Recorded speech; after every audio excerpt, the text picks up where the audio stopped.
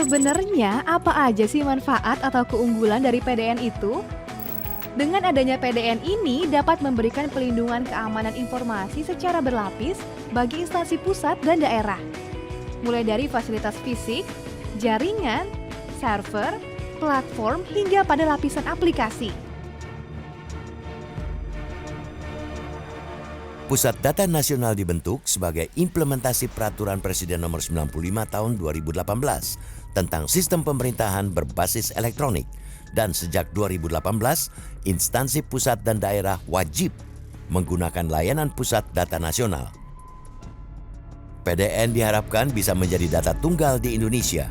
Dengan adanya PDN, juga diharapkan bisa menghemat anggaran pemerintah hingga 12 triliun rupiah. Angka penghematan ini berasal dari proyek pengadaan bidang informasi dan teknologi yang dianggarkan setiap tahun oleh instansi pemerintah. Namun lancung, mimpi pemerintah memiliki pusat data yang katanya terjamin sistem keamanannya, faktanya justru kebalikannya. Sistem PDN S2 dibobol oleh kelompok Brain Cheaper yang meminta tebusan 8 juta dolar Amerika atau senilai 131 miliar rupiah. Dan hingga 13 Juli lalu, pemerintah baru sanggup memulihkan 86 layanan dari 16 lembaga kementerian dan pemerintah daerah yang menggunakan jasa PDN S2.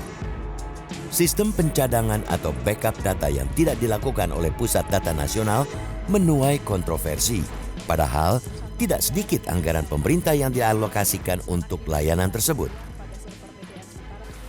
Ini soal keamanan nasional, Pak. Bukan hanya soal KL-nya sampai 200 sekian yang datanya disimpan di situ. Bahkan punya, sorry saya sebut karena sudah muncul di media, BAIS TNI, Pak. Punya BAIS TNI. Menurut saya ini insiden yang sangat luar biasa besar, Pak. Ya, ini ada beberapa hal yang menurut saya bisa menerbitkan optimisme kita di sana, karena dalam serangan cyber ini selalu analisanya dua aja, ini state actor atau non state actor. Tapi di forum ini saya ingin tegaskan bahwa kesimpulan mereka ini non state actor dengan motif ekonomi. Ada indikasi bahwa memang ada kelalaian dari pegawai Telkom yang membuat ransomware itu bisa masuk ke sistem Anda. Itu satu. Yang kedua, betulkah sudah pernah ada permintaan backup dari Telkom kepada Kominfo? Baik, Ibu Ketua, jadi kami akan menjawab dua pertanyaan. Pertanyaan yang pertama, apakah ada orang yang terlibat dalam ransom ini? Kita benar-benar menunggu hasil audit forensik. Saya nggak bilang terlibat, Pak ya. Ada indikasi kelalaian pegawai Telkom yang mengakibatkan ransomware ini bisa masuk ke sistem Anda. Jadi orangnya mungkin nggak ngerti, nggak harus terlibat juga, tapi lalai. Ya. Baik, Ibu Ketua, jadi kami untuk itu betul-betul menunggu hasil audit forensik dari BSSN yang nanti akan disampaikan juga kepada kita. Dan itu akan kita tindak lanjuti. Demikian, Ibu.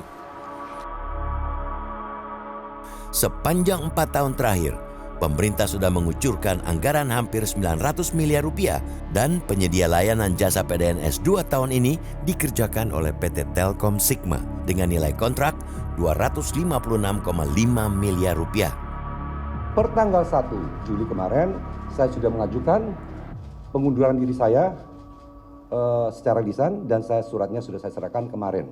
Pertama, alasannya kejadian ini bagaimanapun juga secara teknis adalah tanggung jawab saya sebagai dirjen pengampu dalam proses transformasi pemerintahan. Siapapun bisa dihack, secanggih apapun bisa dihack. Nah, cuman kan sekarang apa kan cepat bisa diperbaiki. Kalau ini kan lama seperti tidak jelas ini siapa yang ini putar-putar nggak karu-karuan. Tidak ada yang bertanggung jawab. Sami mundur ya oke, bagus, karena itu bagian dia. Tapi kan secara politis menterinya juga bertanggung jawab. Sebagai penyedia jasa, Telkom Sigma harus menyediakan layanan menyeluruh, mulai dari layanan komputasi awan atau cloud, operator dan tenaga ahli, monitoring keamanan data, Jelajahi cara baru mendapatkan informasi. Download Metro TV Extend sekarang.